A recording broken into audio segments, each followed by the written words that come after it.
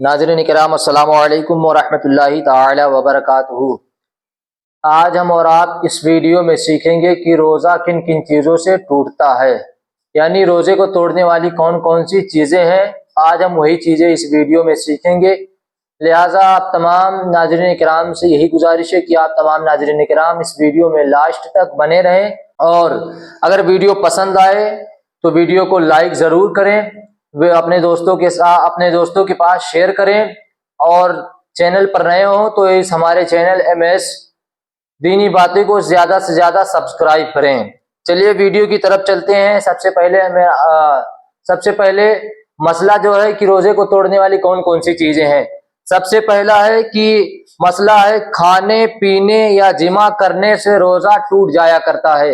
یعنی کھانے پینے کا مطلب یہ ہوا کہ اگر کوئی چیز، جیسے کوئی آدمی ہے یا عورت ہے، کوئی ہمارا بھائی ہے یا ہماری بہن ہے، اگر وہ سیب یا سنترا یا مٹھائی وغیرہ کھا لیا تو اس کا روزہ ٹوٹ جائے گا۔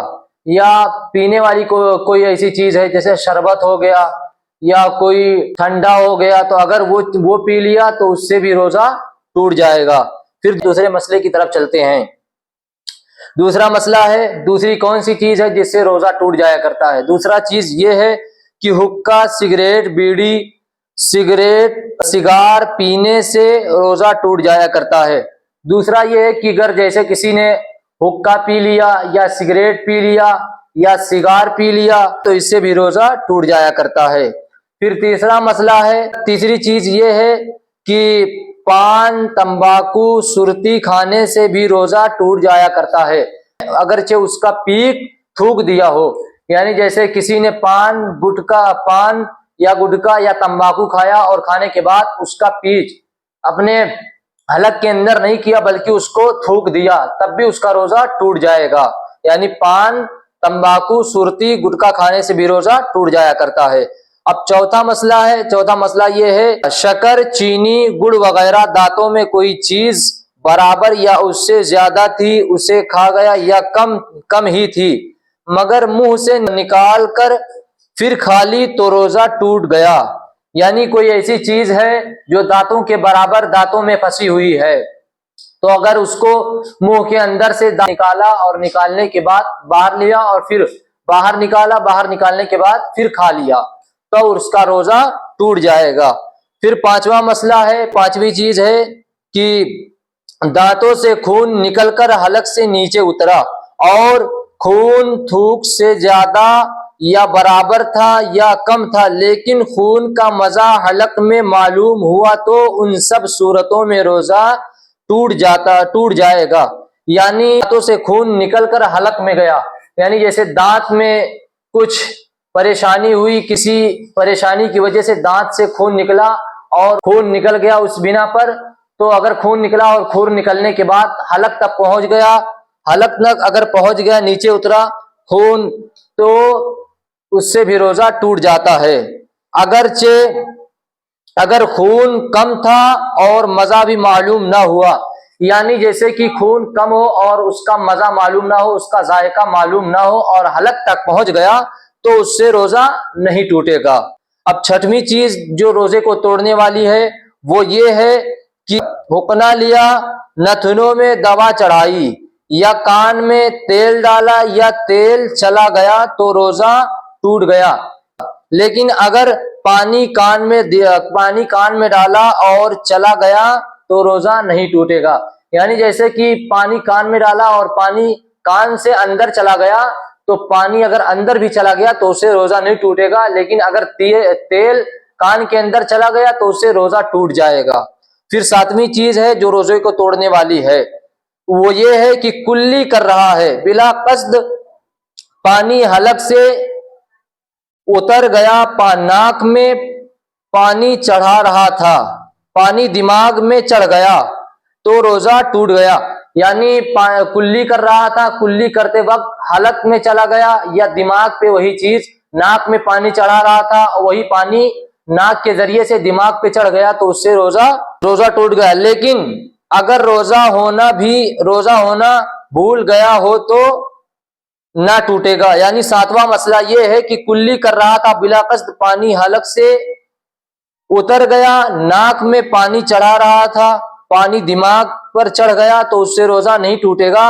लेकिन अगर रोजा होना भूल गया तो रोजा नहीं टूटेगा। यानी जैसे कोई शख्स है, नाक में पानी चढ़ा रहा था या कुल्ली कर रहा था, तो कुल्ली करते वक्त हलक से पानी नीचे उतर गया, या नाक में पानी चढ़ा रहा था तो नाक के जरिए से पानी जो है वो दिमाग पर चढ़ गया तो उससे रोजा टूट जाएगा।